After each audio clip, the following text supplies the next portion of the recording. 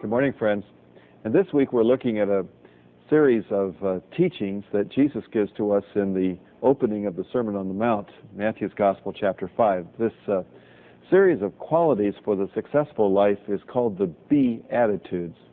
And yesterday we looked at the first of those attitudes, blessed are the poor in spirit, for theirs is the kingdom of heaven. And I said that one way of stating that in a kind of a more modern vernacular is to have a self-affirmation which says, I need help, because that's what the poor in spirit are. It's the foundation of all recovery programs, the admission right at the outset that I cannot do this on my own. I need help. I need God's help to get into the kingdom. The second Beatitude that Jesus teaches is, blessed are those who mourn, for they shall be comforted. Now, at first glance, it would appear that this simply pronounces a blessing on everyone who goes to a funeral or who has a tough time. Blessed are those who mourn. And while it is true that the Lord is concerned for us when we go through periods of grieving, the word blessed are those who mourn is intricately connected to the idea of the poor in spirit, because those who mourn are those who have recognized how far we have fallen short of God's kingdom and how far we have fallen short of proper treatment even of others. I've called this beatitude, I am sensitive, because those who are able to weep typically are sensitive persons.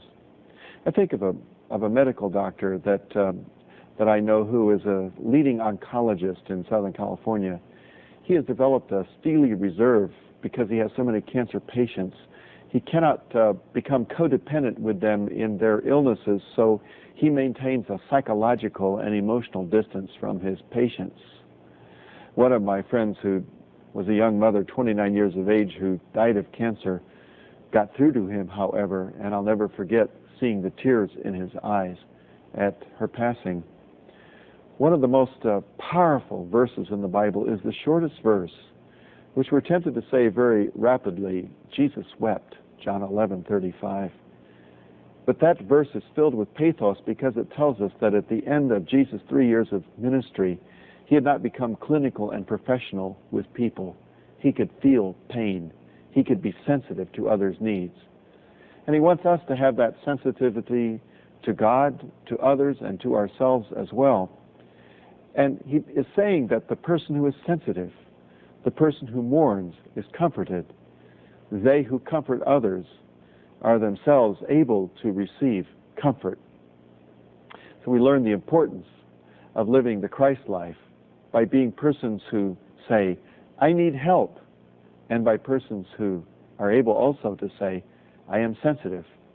These are affirmations which are intended to direct us toward personal and spiritual growth and to help us live a life that is inwardly successful. Jesus has come to make us better people, for he's come to make us like himself.